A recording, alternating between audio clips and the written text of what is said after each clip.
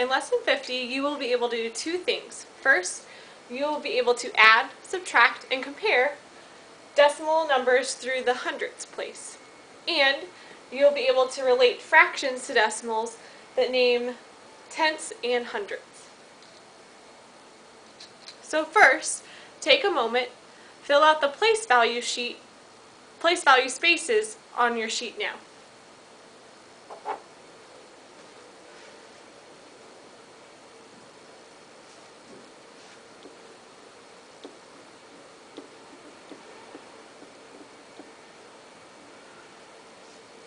Three places to the left is the hundredths.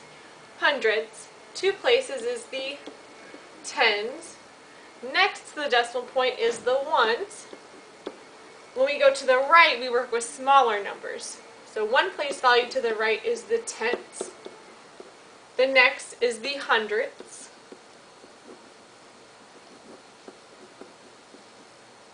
And this is what you will need to know for today's lesson.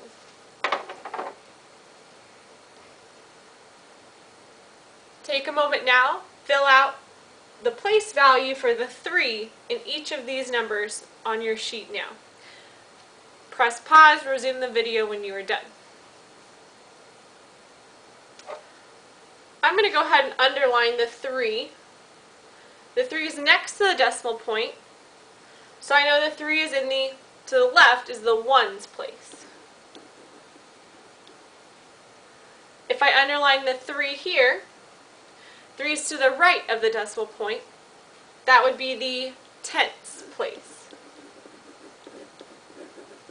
You must have your THS at the end.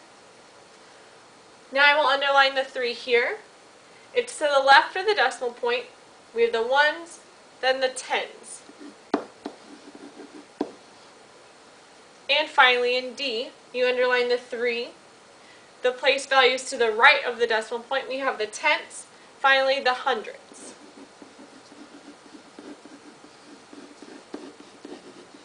Again, THS must be at the end. Now we will work on adding with decimals. The most important thing is to line up that decimal first. So I'm going to go ahead and write my decimal point in first. I see I have 3 numbers, so I will line up 3 decimal points, and we are going to be adding. Then I just fill in the numbers around the decimal point. The first one is 3 and 75 hundredths.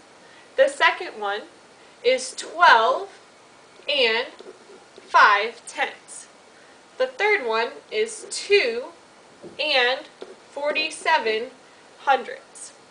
My decimal points are all lined up. My place values, the ones are all in a line. The tenths are all in a line. The hundredths are in a line.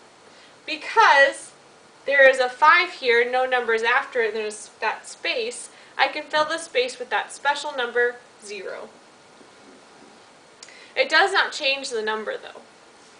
So now I add 5 plus 0 plus 7 is 12. Drop the 2, carry that 1. Then I add. I see 4 plus 1 equals 5, and 5 plus 5 is 10. 10 plus 7 is 17. Drop the 7, carry the 1. Now I see I have my decimal point. I bring that down just like I would a number. Then I come over here and add. 2 plus 2 is 4. Plus 3 more is 7. Plus 1 more is 8. Finally, in the tens place, I only have one number, so I'm going to bring that down. My final answer is 18 and 72 hundredths. Let's try this with subtraction. Again, I'm going to write my decimal points first. I even could write it in my answer, so I don't forget it later. I'm going to fill in the numbers around the decimal point, 4 and 25 hundredths, minus 2 and 5 tenths. Again, I see this blank spot here, so to fill that in, we put a 0. Does not change the number though. 5 minus 0 is 5. 2 minus 5. I can't do 2 minus 5, so I'm going to have to borrow.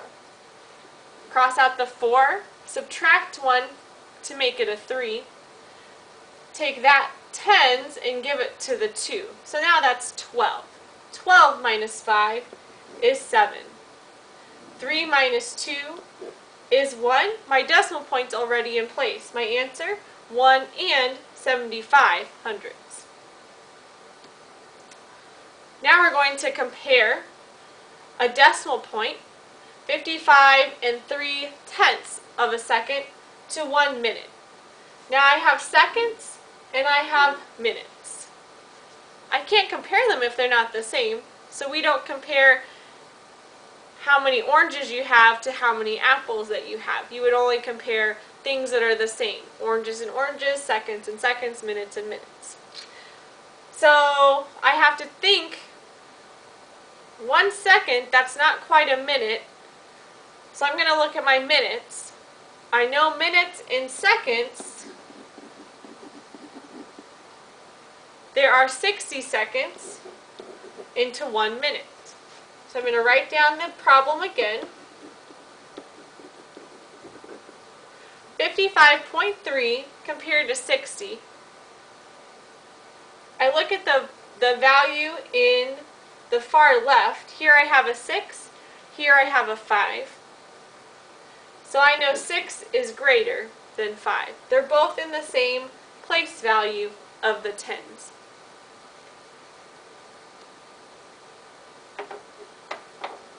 Go ahead and complete the practice problems on your sheet, and I'll check them when you're done.